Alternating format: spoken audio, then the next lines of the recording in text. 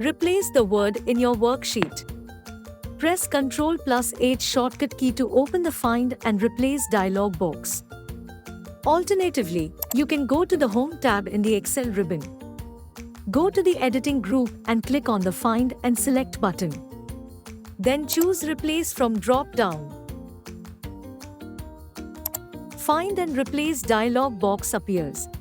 In the Find What field of the Find and Replace dialog box, type the word you want to find and replace.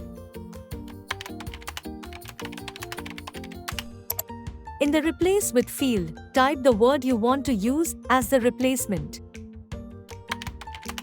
Click on Find All. Click on Replace All to replace all instances of the word at once. Click OK.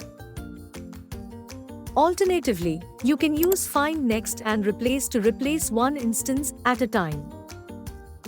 Excel will replace all instances of the specified word with the replacement word in the worksheet.